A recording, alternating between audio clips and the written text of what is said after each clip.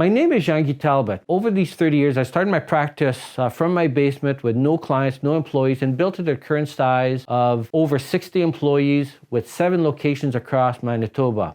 It has been a very fulfilling career for me, so I hope you will join me as I share some of the things that I've learned over the years about being in practice. And if you're new to this channel, I would really invite you to subscribe to our channel.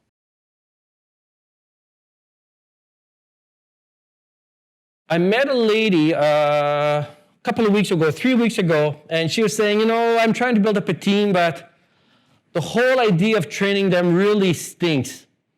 And then she asked me whether or not I liked what I was doing, whether I liked having employees, whether that was something that was fun for me. And it's funny because it's something I've never given any thought as to what extent what I enjoy doing is because of my team. And I realized if it were just for the clients, I wouldn't be enjoying my practice half as much as I do. And part of the reason I enjoy it as much as I do is because of the team. And I think that's really important is that you have people that think like you do, and I'll be getting more into that, but I think it's a matter of hiring the people who have the same values as you do. And if you do, working becomes a lot more fun. So what I'm going to share with you is the approach that we take in hiring, and our batting average now has become unbelievably good. So we're batting something like 95% in the sense that we hire someone and they tend to stay long-term.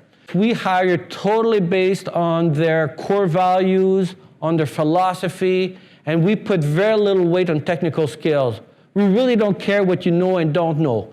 Now, it's not to say that we are totally ignorant or totally disregard it, but by and large, it only represents a small portion of what we look at when we hire. It is 95% based on what's in the heart rather than what's in the brain. Because I can teach someone how to do accounting, how to do a bank rec, but I cannot teach someone to not be an ass. I cannot teach someone to have care for other people, to really have empathy and all of those things that to me are so tremendously important to have on our team. Good office morale and culture will greatly improve client service. And I keep saying my number one role in my practice is to take care of my team and not let my team take care of the client. And that is exactly the priority that I think you should have. Put all your concentration on your team. So great culture is unbelievable support to your own mindset and your own energy. And the comment I keep making is that I've always been excited about being in practice. And a lot of people would ask me, how do you keep your enthusiasm to the point it is? How do you stay excited? Because my excitement level doesn't stay there. And my potential or my ability to dream kind of diminishes with time. How do you keep it there? Well, I think a lot of it, in my case anyways, had to do with the team who was always pumped like crazy. So if you're working with a whole bunch of people who are excited, you'll get excited.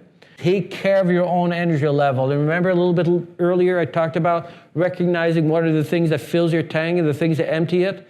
If you're finding yourself that you're continually emptying your tank, take a look at what the hell you're doing and get those things off your plate. And fill it up with the things that do fill them up. Because it's absolutely unbelievably important that your tank be filled all the time. And find the people who will fill it for you. So for me, one of the great people who would often help me fill my tank was Grant.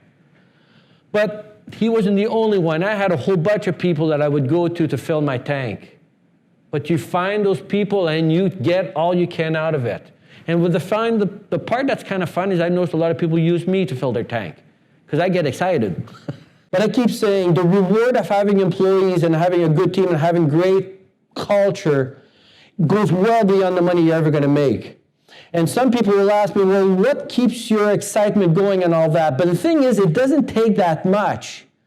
And I'll give you the prime example of the kind of things that really make it worthwhile to have a team. Is 3-4 years ago, and I keep going back to that because it really touched my heart. I had Martine come into my office. She closes the door behind her, and I'm thinking to myself, oh no, it's going to be bad. When they close the door and they want to talk to me in private, this is not good.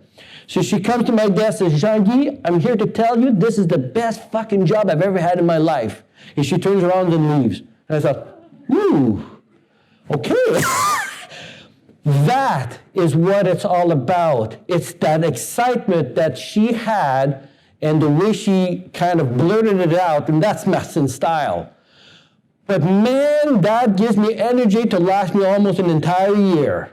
And that's what it's all about. And if you ever had the pleasure of having someone tell you the way she just did to me, that is gold.